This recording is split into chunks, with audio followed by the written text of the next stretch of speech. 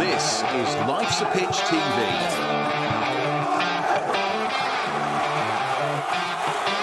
Main sponsor, DPS Tech. Also supported by Laken's, all about hearing.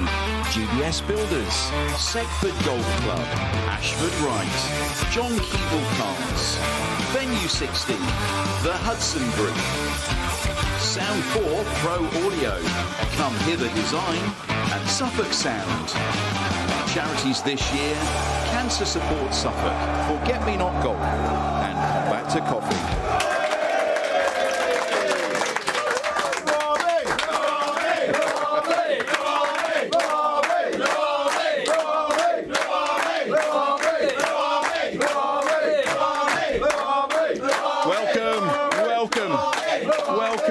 They're cheering even louder this week because Wolfie the dog's not here.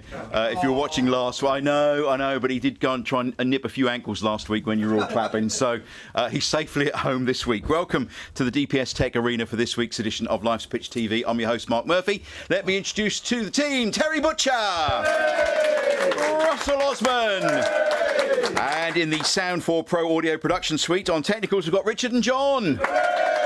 Sarah Jane's our floor manager tonight, keeping everybody in control. And we have a capacity crowd. The Churchman Stander here, sponsored by John Keeble Cars. And the North Stand, sponsored by Ashford Wright. If you're watching on YouTube, don't forget to like and subscribe. You may think you're subscribed, but you may not be. So please subscribe. Please like, comment. It helps us with YouTube no end if you do that. So please interact with us. We would love that. We need a special guest. And this week, I'm delighted to say it's the poor fella who had to summarise on Saturday for Brenner Woolley on Radio Suffolk. It's Alex Mathie!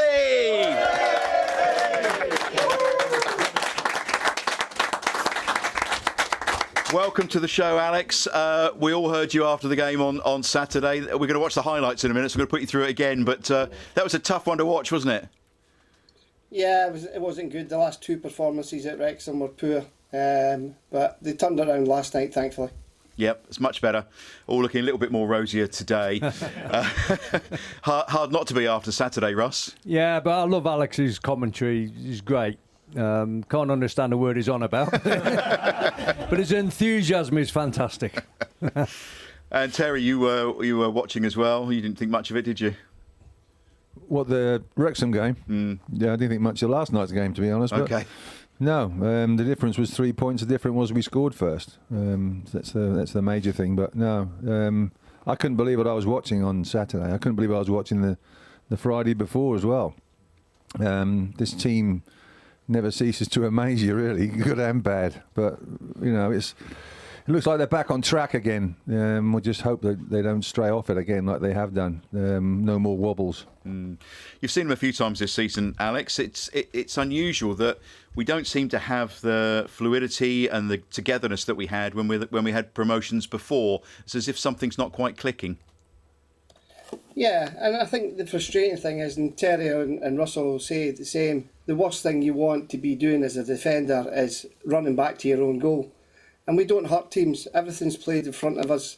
It's all tippy-tappy in front of the defence. And if you play in front of teams, it's easy. But as soon as you start turning defenders round, like balls in between the channel and the full-back and the centre-back, then the opposing teams get problems. Against Wrexham, we never done that once, maybe once. And it needs to be better going forward. It really does. I take to be a striker in that team. Well, Alex, just as a striker, how would you like to play in the modern era? Because you don't get many touches now, do you?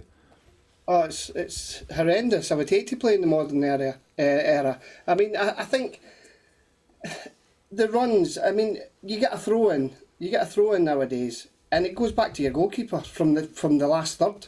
It goes to the centre back and back to your goalkeeper. I mean, Christian Walton's got more touches than any player on the pitch. It's terrible. For me to watch, but if we get a throw in, I would like it to get thrown into the centre forward's feet, get a hold of it, people running off him. We don't do that. We don't do anything like that. It's all about keeping the ball in front of people. Yeah, I mean, it's been frustrating to watch at times, but we're still in there fighting for promotion again, automatic as well, with the results going for us last night. But yeah, I mean, the squad of players we've got, everybody's talking about, it's a great squad of players for Championship, but it's not a patch in the team that went up. Yeah. We were talking yesterday. I was on the train going up to London and having a chat with a couple of big Ipswich Town supporters. And I said to them, are you enjoying watching Ipswich Town play at the moment?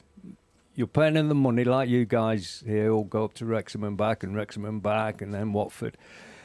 I said, are you excited about watching them play? Do they entertain you? They said, well, we're third in the league and, you know, if we win tonight. And I'm saying, no, that's not the question. The question is, are you entertained? Are they entertaining you? You're paying their wages, the players' wages, or whatever, whichever way you want to look at it. Are you getting value for money and being entertained? And they were like a little bit dumbfounded. They weren't quite sure what to say. And I said, well, it's not. It goes to the point that I was saying a few moments ago that something's not quite right. It's not. We haven't got that togetherness. Yeah, but the whole of football is not very entertaining at the moment, Mark. Right. The Premier League's not very entertaining. It's a lot of possession-based. Like Alex saying, you know, a throwing closer to the opposition goal ends up in your own 18-yard box 3 passes later. And you think, what's wrong with just, you know, one throwing and sticking it in the 18-yard box? And a centre-forward has been starved of opportunities, and unless you're in the right place at the right time and the left back shoots at you and it hits you in the chest, yeah. But right place, right time. You know, but that's about the only cross that Hurst even looked like getting on the end of. You know, but you have to wait for those opportunities now, and they're few and far between. OK. Well, we're going to have to do it. Alex, you saw it in the flesh. Some of us have seen the highlights. It's time to look at those highlights again from the game against Wrexham. Thanks to our friends at Town TV. Ipswich return to Wales then, hoping for Wrexham revenge this afternoon following last weekend's disappointing FA Cup exit at the hands of Phil Parkinson's side. Ready. I think we're just ready to be on fire for the rest of the season. And we are underway then here at the racecourse ground. Wrexham kicking from right to left in this first half. It's a long help forward towards Windass. Windass with the flick on. Kiefer Moore onto it now, inside the box. Flagger stayed down, and Kiefer Moore has given Wrexham the early lead. A brilliant start for the home side. Here's Taylor. Adon ahead of him. Taylor approaching the penalty area on his left foot. Going to get a shot at goal here. It's spilled by Okonkwo. Drops from Mathie, and Mathie levels things for Ipswich. Anis Mathie, who's been a real bright spark since his January move, gets his first Ipswich Town goal. And after falling behind, Ipswich have grown into the game. It's not one that Arthur Okonkwo will want to see back, but Anis Mathie was on hand to make absolutely sure Wrexham 1, Ipswich 1. Yeah, well played, Taylor. Drives forward with the ball, no one in front of him, takes the space, beats the centre half on the outside, drills it across, and as long... This gets his kick all wrong there on the far side. Mathie's going to have to be strong as he tries to spin away from Doyle, and Doyle is going to get a yellow card here. Moore has support from Thomason. Moore driving towards the penalty area on that left foot again, gets the shot away, and then the loose ball drops to Thomason. Moore helping it across goal, and it's headed in by Windass. There's a 1-2 with Windass. Moore gets in there ahead of Cedric Kipre, and Doughty allowed himself a bit of time to think about that decision before giving a yellow card to Cedric Kipre for, I think, see, wrapping that into Taylor. It's a lovely touch from Taylor. Back to us on. That is wonderful from Ipswich Town. What a way to draw level again. And Ivan Adon rewarded for his recent performances with his first goal since the 6th of December. But what about that from Ipswich? Matasiwa wrapping it into Taylor. How about that for a touch? And Adon beautifully into the bottom corner, 2-2. Battling Mathie. Adon has it once more. Burns on the right side. Stood up by Thomason. Burns edging towards the penalty area. Mathie there. Loose ball might drop for Kipré. Kipré! What a start to the second half! Cedric Kipré with the cultured finish of a centre forward. The big centre back strode onto that and whipped it beyond Arthur Okonkwo. A huge smile on his face. Where did that come from? I've got no idea. I've got no idea what our centre-half's doing on the edge of their box, to be honest with you, Glenn, but I'm really glad he was there because it's the coolest of finishes. He sees the space open up and just wanders onto it and bends in. A wonderful finish. Starts it. Taylor's dropping out to left back, Leif Davis high and wide and loads of space. Here's Broadhead, 25 yards out, fancies one against his former team, blocked away only as far as Thomason, and Thomason squeezes one in at the near post. O'Brien, deep one towards the back post, and it's headed home. Callum Doyle. Broadhead inside the penalty area. Nathan Broadhead wraps it up for Wrexham. Against Watford, points at Watford would be really important as well. I don't know how many managers they've had this season, but they're on to a new one. all over here at the racecourse ground, and this is not a place that Ipswich have enjoyed visiting. Well, there we are, the highlights, if we can call them that, from our friends at Town TV. I feel for the fans who went up 2 weeks in a row, and yeah, it wasn't great, was it? Alex, sorry to put you through that again. What was it like watching it second time over? Any better? No, I mean, the goals, I mean, Azon's finish, Athon's finish was a good finish, Kiprey's was a good finish. But apart from that, at 3-2, watching the game, we were sitting comfortable. We were sitting comfortable at 3-2. And then all of a sudden, we started playing about with the ball at the back, enticing pressure onto ourselves. And then they got a goal back in, and then we couldn't get back out again. Instead of keeping on the front foot and pushing them back, we sat back, thinking we were all brilliant and keeping the ball, and then mistakes happen. We ain't good enough to do that at the back, and that's what happened. Are we good enough to play that tippy-tappy, keep the ball stuff? No. Simple as. Yep. You know why we're not good enough? We ain't get Sam Morsey in there. Sam Morsey would constantly take the ball off the goalkeeper all day. Yeah, he had the odd mistake, maybe one a season, he would get robbed. But he was confident and he would start a move off and he would get us going. We haven't got somebody like that in there. Mathie he's a player that he'll break things down, but he's not good on the ball. Terry, what was your overall assessment of that? Mind your language. Well, no, it was pretty average. I mean, first thing I looked at was it was a back four from hell, to be honest. I mean, it was some abysmal defending. I mean, the goal that they scored from the corner, one of the, amongst all the goals, the goal from the corner, the ball comes in and Leif Davis heads it for a corner when he could easily head it for a throw-in. And you're taught as a defender, well, you were taught, I don't know if they're taught now, obviously not, if you give away a corner from a cross and you're unchallenged and you can head it for a throw-in, you're going to get a right rollicking because you put yourself under pressure. And I was saying to myself at the time, well, I hope for Leif Davis's sake, they're not going to score from this because it's an avoidable error, and they did, and they scored from it. And how easy was it for them to score? It's just, and we talk about systems and everything else like that. We play the same way all the time, no matter what the circumstances. No matter we're losing, we're winning, we're drawing, we play the same way, and it's repetition. And the only thing that you look at when you watch Ipswich, I'm sorry to say for me anyway, is who are the opposition? Who are we playing against today? Because it's just the same all the time. And the defending seems to be the same. And all across the back four, no matter who comes into the back four, there are mistakes. Someone's going to make a mistake. It's like they have a lottery sort of thing. Probably open up one of these boxes, kinder boxes or whatever they call them.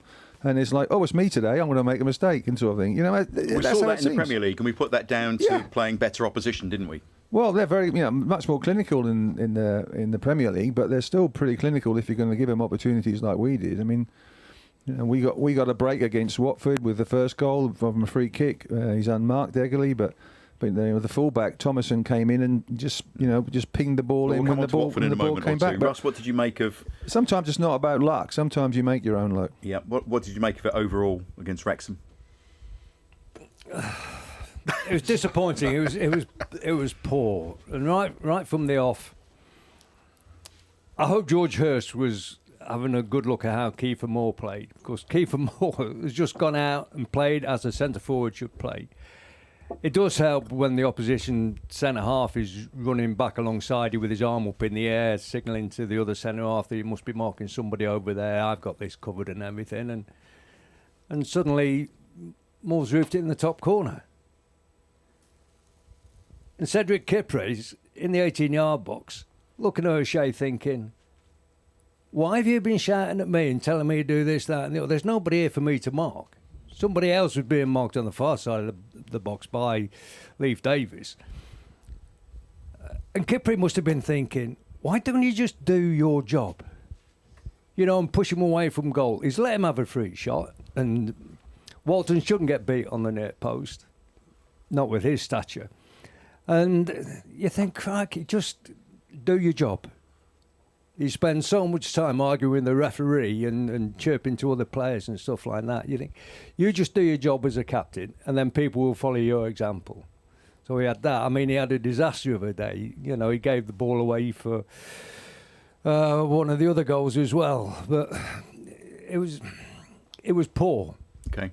And you get 3-2 up and you think, right, great, you've got away with it now, yeah. But make another one. A lot of it was self-inflicted, which was said. But I'm interested with Alex and just saying Kiefer Moore's game, his contribution in the game. He must have been impressed with that, But you would normally get in our day, in Alex's day, Alex playing alongside Kiefer Moore. So that's how it worked then, sort of thing. But Kiefer Moore, I thought, was exceptional. I'd rather have. Why didn't we sign Kiefer Moore before and all that sort of thing? What did you make of him, Alex? I thought he was exceptional on the night. He ran the channel. He ran for the goal. He's ran the left-hand channel. Furlong and O'Shea were all over the place. He ran the channel. I agree with Ross. I mean, he shouldn't get the shot away. O'Shea should be turning him back. Don't let him get his shot away. Walton shouldn't get beat his near post, although it was a great strike. But yeah, I thought Kiefer Moore, his hold-up play, everything about it, and the same as Windass. Windass the week before tortured us. The week before. He was outstanding the week before when he was playing. So, yeah, teams must love playing against us. They really must playing against us because we don't defend. And you're talking to two very good defenders there who'll tell you that. Alex, you're talking about Windass there. You mentioned him, sharp header for his goal. And then, was it when Doyle scored from the corner? Windass is stood in front of Christian Walton on the goal line or a yard off the goal line. There's no defender trying to move Windass out of the way. We do have a set-piece specialist, I think, at the club as well. So it's Walton and Windass. And Walton's that wound up with trying to get Windass out of his way. He's actually on the 6-yard line, pushing Windass away, then backs onto the goal line, and the bloke gets a ball in from the 6-yard line again. If it had just stayed there and gone for it, he's only got to stick his hand up in the air. He doesn't even need a jump for it. He's 6'6" or something like that, But he was so engrossed in having a fight with Windass just to get him out of his way.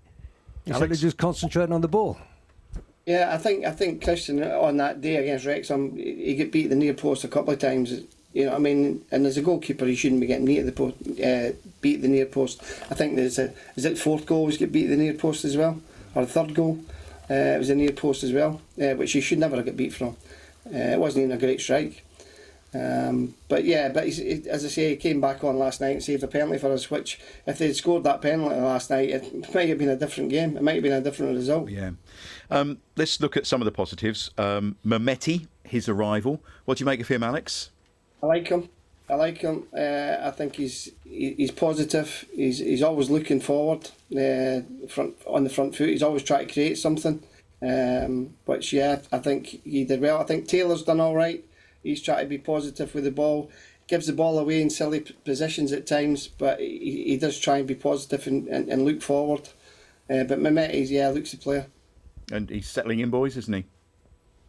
He is settling in very well. I mean, we obviously saw Nunes yesterday back from injury, but he's filled that gap really well. But like Alex says, I think Jack Taylor's been exceptional this year. It really was. And, he got nearly 2 assists. The first shot was a shot, and then it was sort of saved by the goalkeeper, and then Mathie puts the rebound in. And then the lovely flick for Osman, from a midfield player, he makes those runs. He gets up and down, doesn't he? It was a lovely flick. I mean, that was a great bit of skill. Taken off after 70 minutes. Well, they normally are, aren't they? Yeah. They normally Watford. are. Yeah, but he's probably got it in the contract that they have to put the subs, board up and just say, my name's on there. Do you think Mametti's a bit like Broadhead? I thought Broadhead was quite good at running at people, and Broadhead played in the promotion time. He played sort of on the left, coming in from the left. I think Mametti's got more freedom. But he has more freedom. He plays as a 10 rather than just as a wide man. But they're both similar in terms of good ability. They can finish well as well, and they move about. They've got good mobility. And Azon, whatever he is, Athon, I think, isn't it? Alex, that was a great goal. You'd have been proud of that one. It was a good finish. Yeah, it was a good finish from the lad. He works hard. He works tirelessly up there, which he needs to do to try and get a chance. The problem I've got nowadays with the modern game, and Terry, I know he's coaching, is that I don't think they sign players the way they used to sign players. It's all done with these statistics and stuff like that, and how many passes they make in a game, and many runs they make, forward runs they make, and many defensive tackles they make. It's all the stats that they sign these players sometimes. I mean, we haven't heard of some of these players before that come into the game, and I think the modern games, it's all about statistics, and you can't just say, well, that guy, he's going to turn a game for me if I give him the ball. Do you understand what I'm trying to say? It's just everything's done on stats, and it can't be about stats. They're not robots. Well, they are when they play. When you see them play, they are robots. Well, exactly. It's a bit like a PlayStation or X3. Well, Xbox. Modern game's terrible. Xbox. No flair. Oh, it's interesting because you want that player with a bit of magic, don't you? Which may not show up if you're just looking at stats. Yeah, you do. You want to be able to allow your players to play with some freedom, and we don't seem to have that much in the team at the moment. There's like Terry's mentioned earlier, there's a way of playing, and it is possession based. Now and again, we see Jack Clark take people on in the final third. He's pretty decent at that. Philogene is pretty decent at that, but the rest of the time, even Wes Burns has gone a bit quiet and tending to be more part of the system of how the possession is kept rather than the flair player that we saw running before. people to the byline. Yeah. Kip Ray's goal, would you both been happy with that as a centre half? Yeah, very good. Well, it was pretty close in, wasn't it? Your centre halves normally hit them further away than that. But look, you look at his celebration after the game. He didn't know what to do, did he? He didn't put his fingers up like Jack Clark and everything else. And we don't know the initials of his girlfriend because he didn't actually do it or whatever it is. It's a complete load of tosh. I mean, I don't understand with Alex. What was Alex's celebration? I bet it wasn't with the fingers and all this sort of thing and slapping their wrists and hand and all. I don't know. Yeah. What do you think, Alex? Yeah, it's mental. I mean, I just ran away. I just ran away with 2 hands in the air. That was mine. But yeah, I think another player for me as well was Leif Davis. I mean, Leif Davis was always our creator. I don't think he's been as creative. Whether that's down to the way they're playing him or whatever, he's not as creative. And if he's not being creative, he's not the best defender in the world. As a defender, and that's just my opinion. But going forward, he always used to give us something else, and we haven't been seeing that this season either. I never saw him in the game really. That the second game against Wrexham, very very. Yeah, what quiet. we've had recently is our ex-players scoring goals on our behalf, haven't we?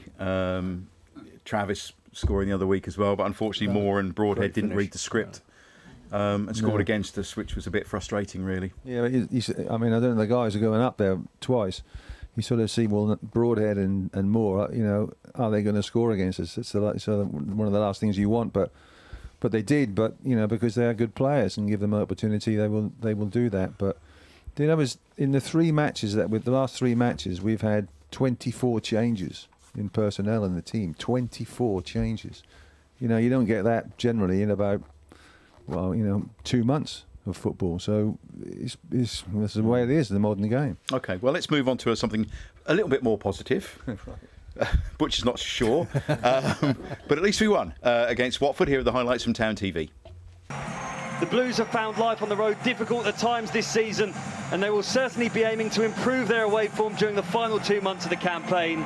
Darnell Furlong. Here's Dan Neil, Jack Clark left side, midway inside the Watford half, and he's playing it to Jacob Greaves left side, delivering in, and it's a teasing ball across to that left side.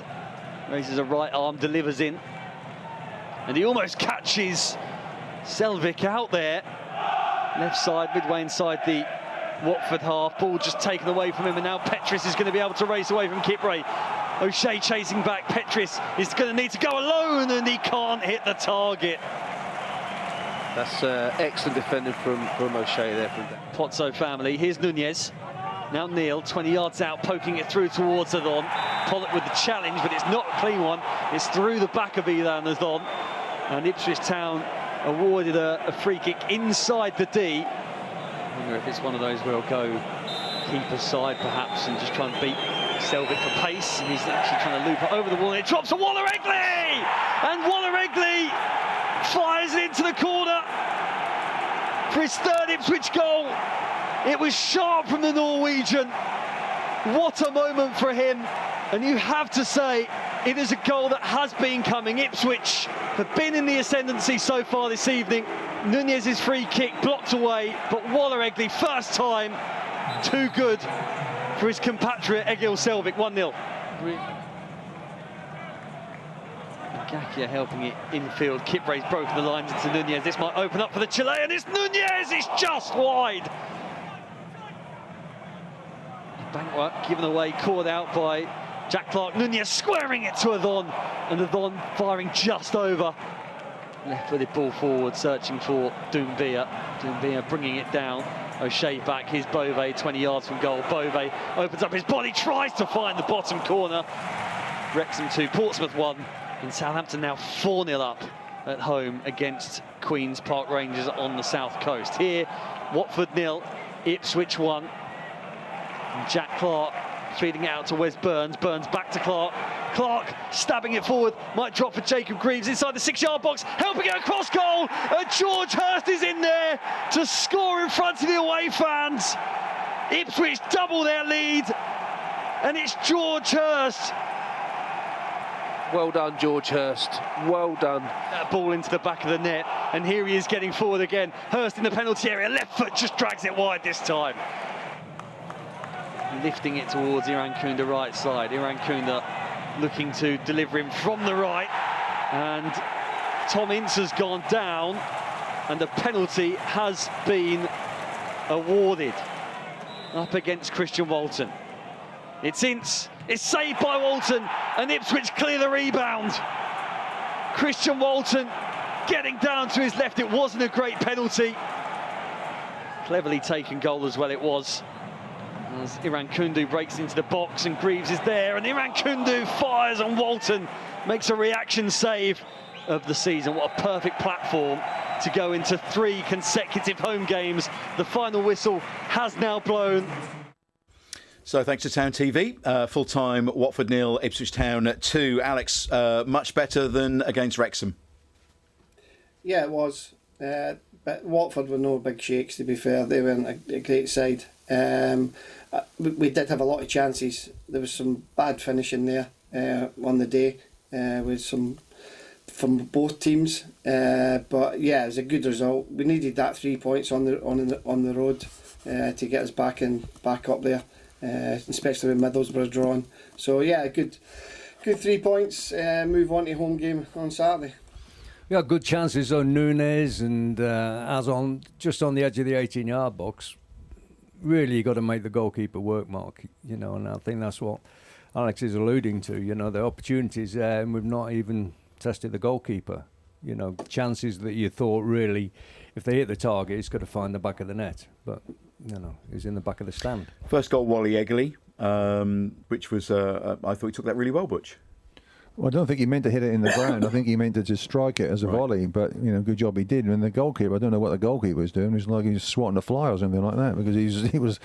I thought he was going for the high jump champion or something like that. He just jumped right up in the air, didn't he? But I'm glad he didn't get it. But getting that first goal, that's the most important thing. It really is. It doesn't matter how you play. Get the first goal. It gives you something to defend and gives you a platform. If the goal goes in against you, then you're in a bit of a ditch and you have to try and get out of it. But they did a lot of good things, some reasonably good passing. I mean, we were saying that we know exactly how Town are going to play, but Watford fans, they haven't got a clue how they're going to play. They're all over the shop, but they weren't great at all. But you still got to beat them. And at 1-0, you sort of think, is it going to come back and haunt us? But I thought they were very solid. Yeah. Stupid penalty to give away as well. Well, if that goes in, then we've got like a mad 10 minutes at the end of the game. Yeah. And Tom Ince really be kicking himself. It was a woeful good save. Yeah, he's on the wrong side. Furlong's on the wrong side, and he just tries to effect a challenge. And if you're going to happen in the box, that's what players do nowadays. Any contact. I mean, that would you'd need a bulldozer to get Alex Mathie on the ground when in the penalty area with the ball at his feet. He's going to stay on his feet and he's going to score. So what about this diving stuff, Alex? Oh, it's ridiculous. Would you like to expand on that? I mean, especially with. I mean, when you watch the Premiership and this VAR stuff, and they're still diving about, and I'm just saying, are you stupid? Why are you diving about? Everybody can see there's nobody near you. It's mental. But yeah, I mean, it's just Alex, we have it from defenders now as well. Defenders are diving on the edge of their own 18-yard box rather than clear the danger. And they're expecting to get a free kick. Poleaxe, don't they? They get a little nick in the face and they go down and there's a poleaxe. Yeah. It's crazy.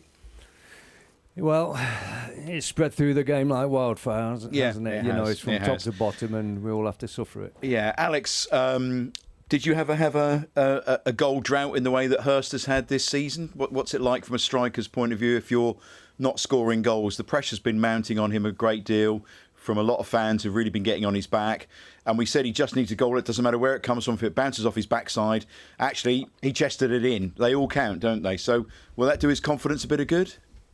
Definitely. I mean, I've had many a goal drought, trust me. But I when I was at Ipswich, I think I scored 19 in one season, but I went 17 games without scoring.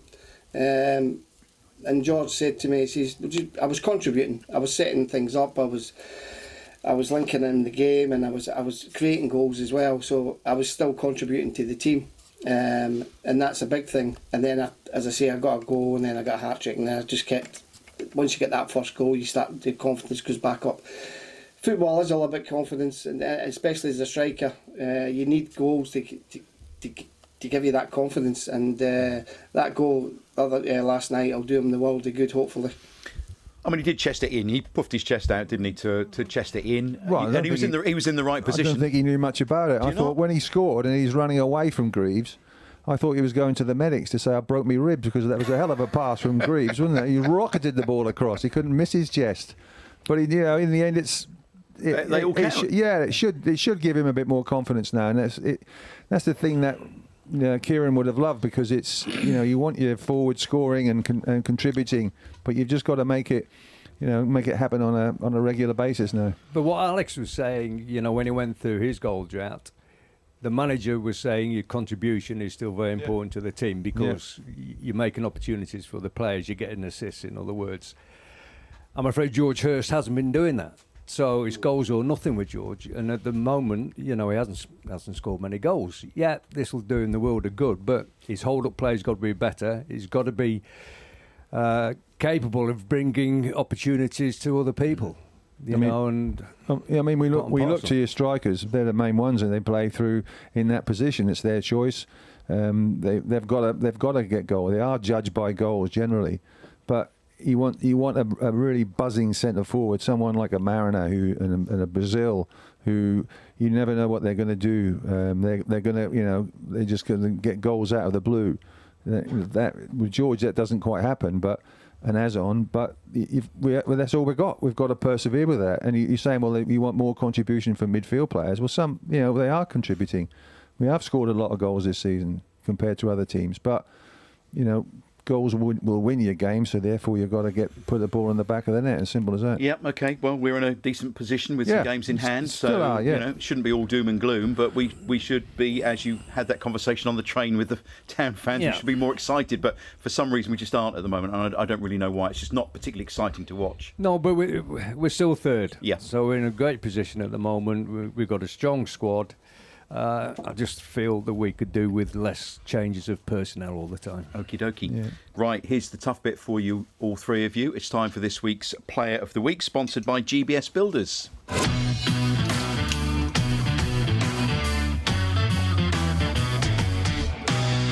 Sound effects of a can of beer being opened, which is what it's all about in here. It's free beer. If you want to be part of the capacity crowd, don't forget, just go onto our website and sign up, and you could be drinking free beer next week. So over the both games, could you pick a player out, Terry? I could. Will you? Well, I was going to pick Jack Taylor, but he didn't play in the second game, so I would probably say. We're doing combined, are we? Are we doing a combined one? I hadn't planned on that, but there we are. Well, go on, you do one of each if you like. Yeah, well, I thought. Okay, Wrexham first then. I thought Jack Taylor. Okay. And I'd agree on that. Jack Taylor. Alec, what about you? Yeah, I would agree to Jack Taylor on that day. Okay, so player of the week, Jack Taylor against Wrexham and against Watford. I'm going Greaves. Okay. I thought it was a wholehearted performance. He played really well a while ago and got left out the side. He's come back in, and he does make the odd mistake, but you see how willing he is to get forward. I don't know why Leif Davis wasn't on the bench, but that's nothing new. I was going to go for Mathie because he did a great bit of defending, didn't he? It was one-on-one sort of thing with the Watford player, and he showed him and got a block in. I thought that was brilliant. He's wholehearted, isn't he? He gives everything, and like Jack Taylor, you get the lot. But I'd probably go for Walton. Okay. I'd probably Alex? go for Walton. Yeah, that's what I was going to say, Walton, because he had a few good saves late on to keep us in the game. So I thought Walton against Watford. Okie dokie. Christian Walton against Watford, everybody. Well done. Just a brief word about O'Shea. I noticed on one of the... he's getting a lot of stick at the moment, and he's not playing well. And I noticed on one of the Facebook groups this week, and it was a huge thread. The question was, should he be captain, and should someone else be captain? And Matasiwa's name was the one that looked as if it was mentioned the most. You wouldn't change a captain halfway through a season, would you? No. Does it guarantee if you're captain to get selected every week? No, it doesn't. It doesn't guarantee. You pick a player, or the team will pick a player judging by their reaction, sort of thing. But because of respect more than anything else, players respect him. So he's a full international. So he's played in as many games as he can. And he does all right. I can't say he's brilliant, and so you generally say lead by example. The ones that lead by example, but. I don't know who else is. And Mathie leads by example on the pitch in terms of his effort and what he does. He's committed. He gives people a kick, which we enjoy, don't we? Yeah, I think Mathie was prepared to dig people out, and he will call a spade and make sure they get on and do the job. I like his character. Probably do with a little bit more of that in the side. At the moment, everybody turns around and argues with the referee. Now and again, you've got to have a little discussion with your teammate and get him back in tune. Okay, fair enough. We've got Swansea up next, but we'll come to that towards the end of the programme. It's time now for this week's Ask the Legends. This is our game every week, and it's between Terry and Russ. Feel free, Alex, to chip in if you think you can help either one of them, or throw them off the scent, whichever you fancy. At the moment, Russell is on 26 points. Terry is on 27 points, and this week's is very close. It's been close all season, actually. Terry to go first this week. Tony's here with the questions. I am. We're going to spice it up a bit this week.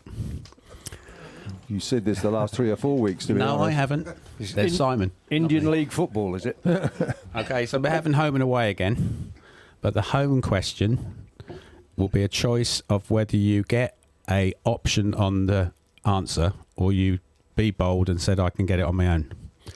And the away question is worth 3 points. So if you go for home, you can choose whether you want to. Are you following all this? Yeah. Have a choice, and if you don't have a choice, then obviously you just got to get it right first. Go off your bone back, and you get 2 points. So you can make 2 points on the home question. Okay. Well, I'm going to go for away. Okay. You might wish you hadn't. No helping, Alex. Okay, so this is tennis. Oh God. Well, you did ask. I don't like tennis. But it is sort of your era. You might know the answers. So since 1960, 3 British ladies have won the Wimbledon singles. 1 point for each of the ones that won it. Well, Virginia Wade. 1 point. I can hear somebody whispering there, but I'm not going to go with that.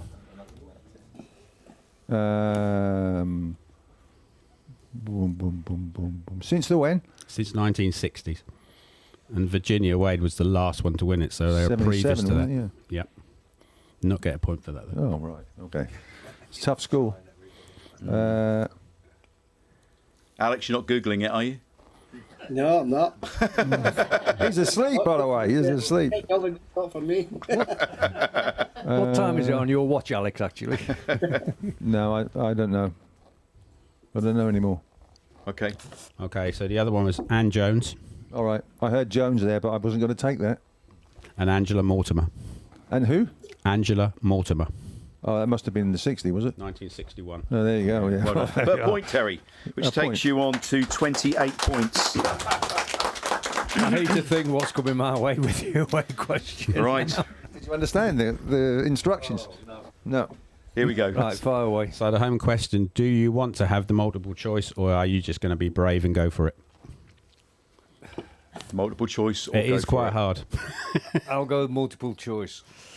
Okay, so who has made the most appearances for Ipswich Town in the Premier League? Oh, my God. Is it? That's what you want, the multiple choice, don't you? Yep. David Linnigan, Geraint Williams, or John Walk? Ooh. Okay. Alex, any thoughts on that? It's even got the experts over there thinking about it.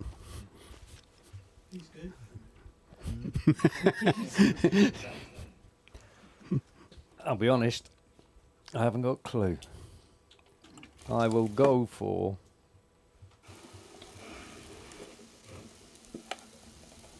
Geraint Williams. No. Yeah, I went for Walkie. You're wrong as well, afraid.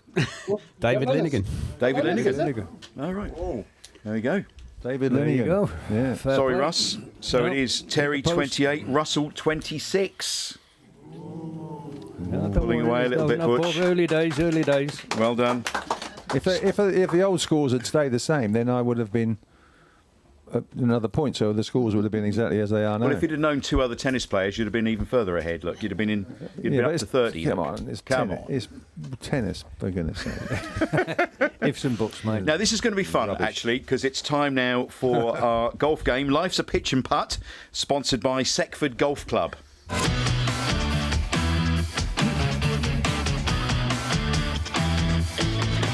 Don't tell me Alex has got it all set up at home.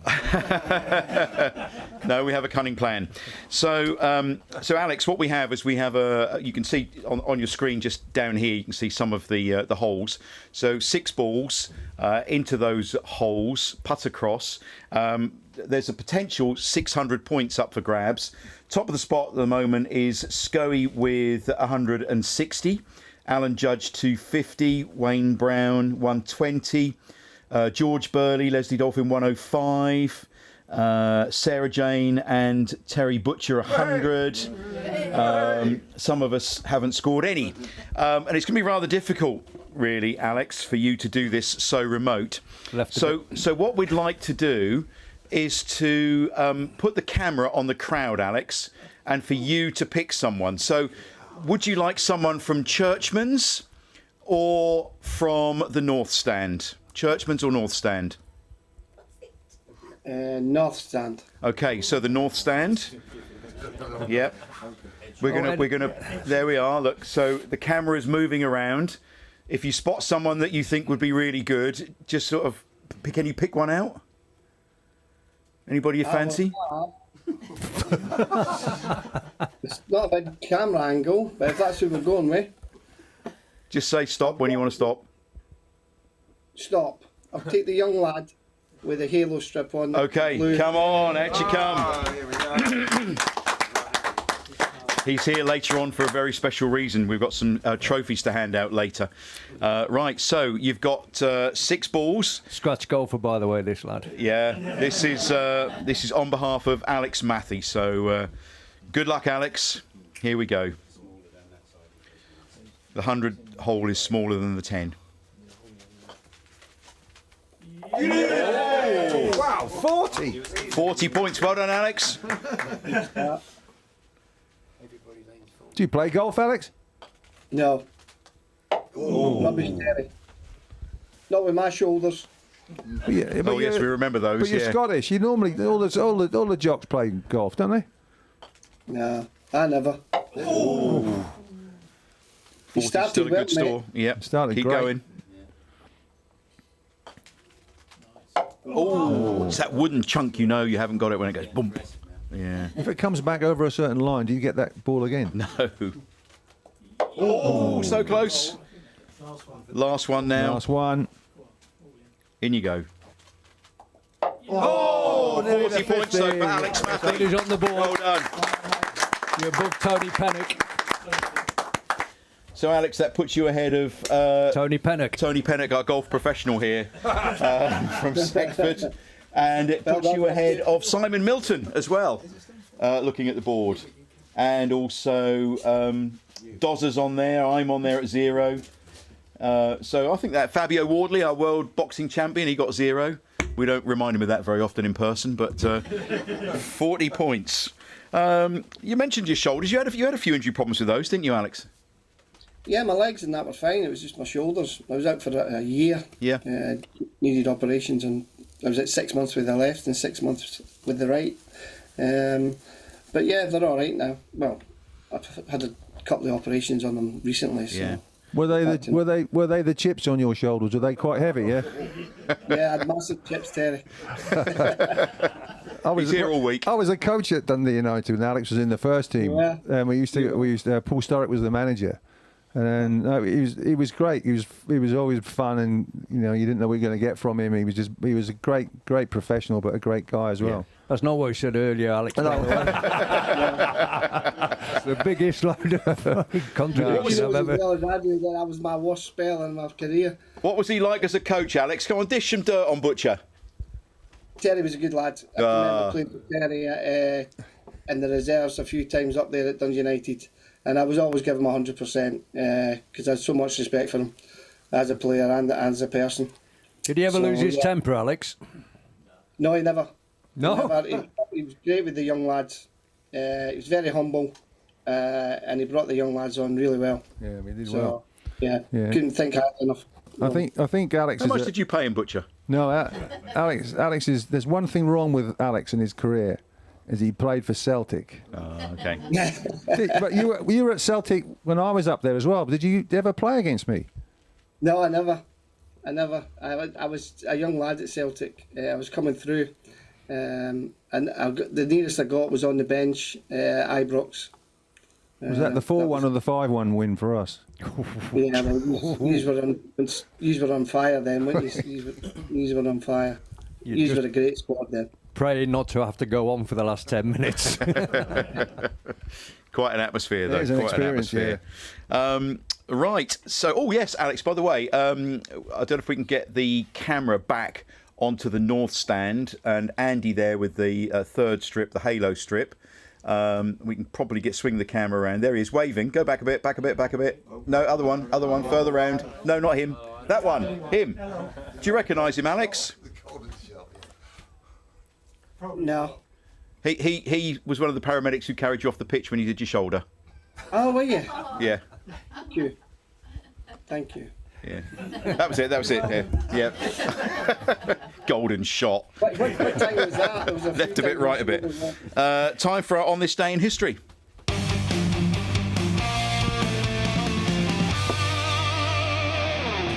Go on, Ross, get your specs on. Caught me off guard there, Mark, didn't Sorry, you? mate. All right, what day is it? The 25th of February. Right, Saturday the 25th of February 1978. A vital 1-0 victory at Newcastle United, courtesy of Clive Woods' goal. So Ipswich win a vital Division 1 relegation clash. It was never a threat. Saturday the 25th of February 1995. This can't be right.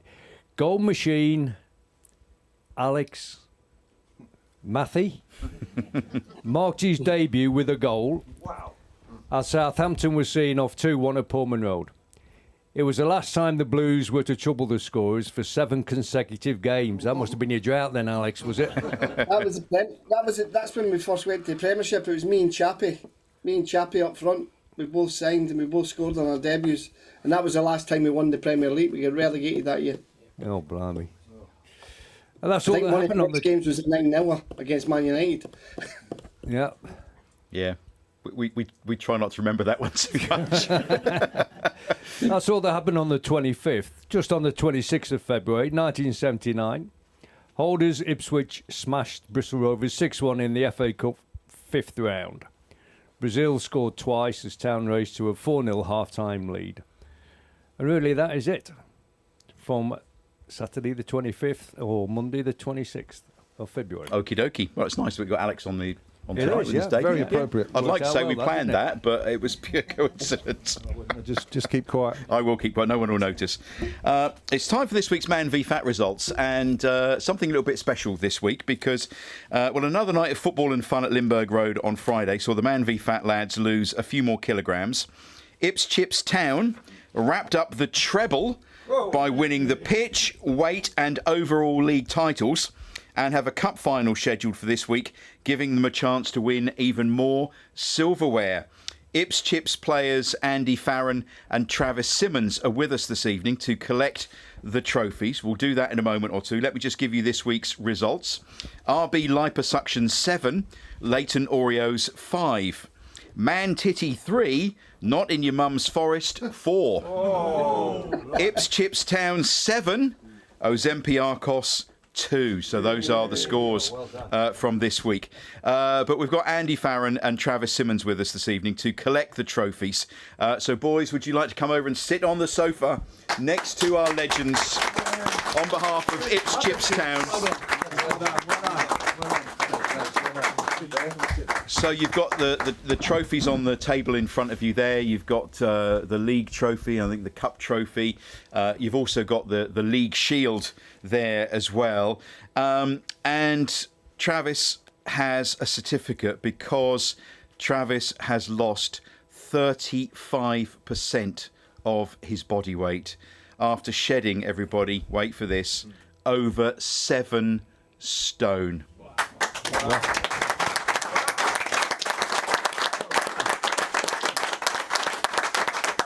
Congratulations. I mean, the worst thing about it is that you've lost all that weight. Now you've got to get a whole new wardrobe. Is that right? Yeah, that's the issue I've had. I've gone from a 2XL to a medium, so I've gone through a lot. Yeah, a lot. And you're going to stay at a medium then? I think I'm done now. You're not going to aim to get down to small or anything like that? No, I think I'm quite happy where I am now. It's took a while, but it's been good, and thanks to everyone at Man v Fat, Mark especially, who runs it, and all the boys supporting it. Andy's probably my best mate, and supporting every week, and yeah, it's brilliant. I couldn't. So it's given you a whole new sort of diet, a whole new way of life. 100%. So when I started, I was 18, working from home. I didn't have too many friends. Since then, I've gained a load of friends, obviously completely different. I'll see people now, they don't recognise me. It's changed my life completely. Amazing. Completely. Camaraderie is brilliant, isn't it? Oh, 100%. Like I said, the friends I've made, I've gone on trips like to Derry, I'm going to Prague next week with Andy, things like that. It's not just the weight side, that's brilliant, it's changed my life, but the camaraderie and the friends definitely. Giving you more confidence as well? 1,000,000%. Yeah. I'm a shadow of the person I used to be. Yeah, literally. Yeah. Yeah. Brilliant. Well, there's a certificate for you. You're welcome back here anytime, mate. Congratulations. Thank you very much. Thank you. Brilliant. And Andy, Terry's got the microphone over there for you. What does it mean to come and pick up these 2 trophies now and possibly another one? We've got 2 cup finals on Friday night, so we could possibly won 5 things, which is probably the best anyone's done, I think. Apart from there was a team that won 4, but I think we'll won 5, hopefully. But yeah, it's just what Travis said there. It's not just about the football that we do. It's like the being there for each other. Like, Travis is a great lad. He's lost so much weight. I was there when he first started, and he's just come on so much. It's how everybody helps each other in it. That's what it is. But yeah, the trophies today, that's just a part of it. Do you know what I mean? That's the silver lining. But look at him. Do you know what I mean? He's done it all. Yeah. Like we go to boxing now. We play football together. We go on holidays together. Stuff like that. It's a new way of life. It's the best way to describe fantastic. it. Yeah. That is brilliant. That's brilliant. Terry, Russell, do you want to hand over those trophies to our representatives of Ipswich Town, everybody? Give them a big round of applause.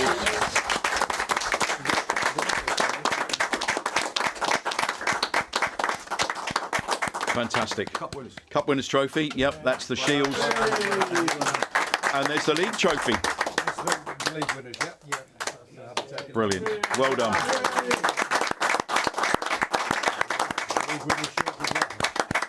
Brilliant. Well done, boys. Fantastic. Brilliant. Well done. You're both a credit to the Man VFAT. Lads, brilliant. We'll pose for some photographs after the show, so we get some nice photographs for you.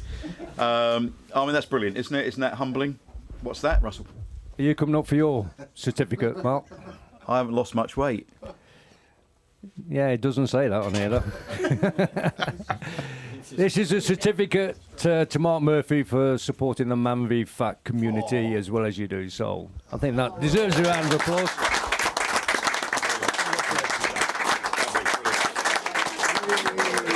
That's it. Get it framed up by next week and on the wall. Yes.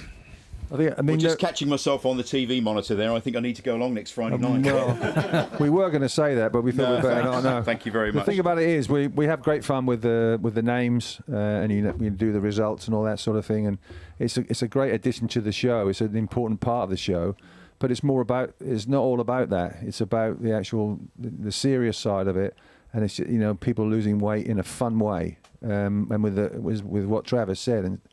It's just so heartwarming that there is something that you can't play in regular football, you can't play regular sport, but you can go to this and then become regulars at sport and lose weight and make friends. And you've got teammates there to spur you along. Yeah, so if you're not feeling it one week. But it's just a great concept. Yeah.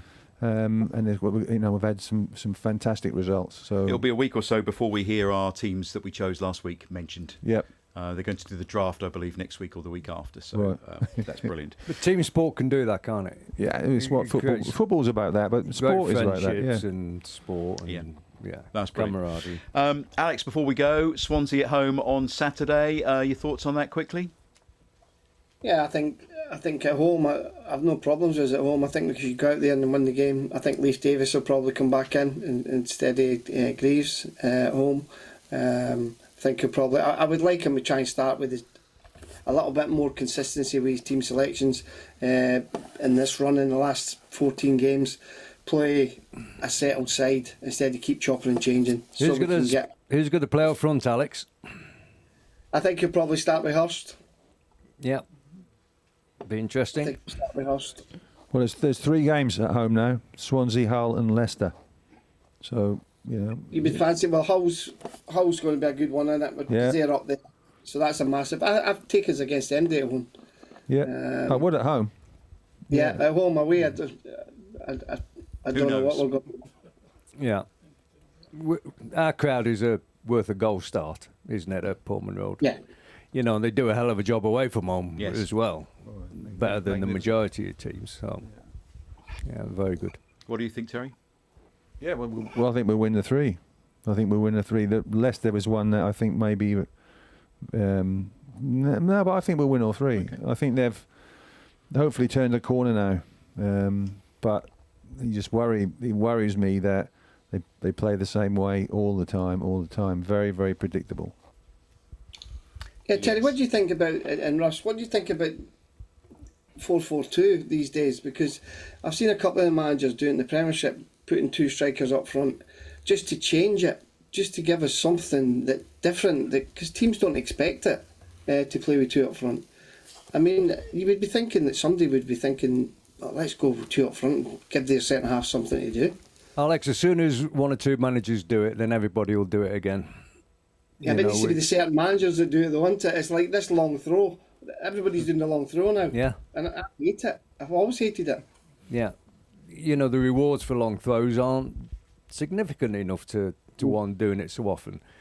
4-4-2, I'd love to see us play 4-4-2. I'd like to see somebody get close and play regularly alongside the centre forward and form a partnership up front. Like your centre halves have to form a partnership at the back, form a partnership up front and do the job as a pair.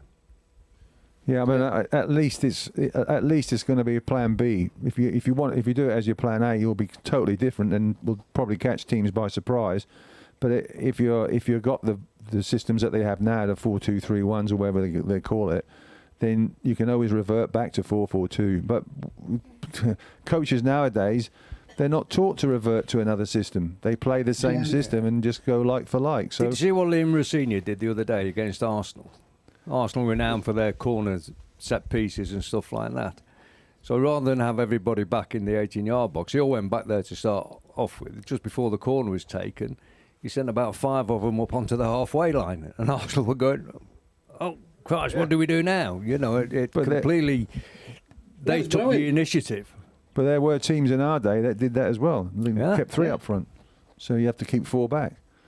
So it makes it a bit more open. And if you've got good headers of the ball, you do leave yourself vulnerable if you're going to defend that way. But it's just something new. Yeah. It's just I've got a sneaky feeling we're going to be playing the same system till the end of the season. I really have. But well, I think we will, Mark. To be honest, I'm going to have a gamble here, and I'm going to say we'll play the same system and we'll play the same way. Yeah, but if it gets you promotion. Well, it's justified we won't mind, then. Will we? We no, won't it's justified then.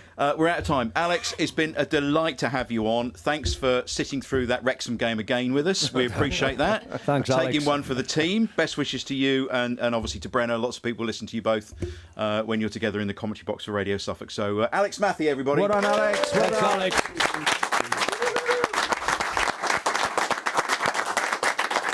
Brilliant stuff. Thank you, Capacity Crowd. Butch, Russell, thank you very much. That's it for this week. Don't forget to keep in touch on our socials. If you want to be part of the Capacity Crowd, it does come with free beer and snacks, fruitcake, sometimes sausage rolls.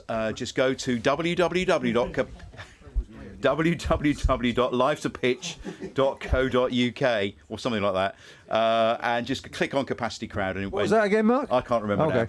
We're not editing that bit out. We're finished now.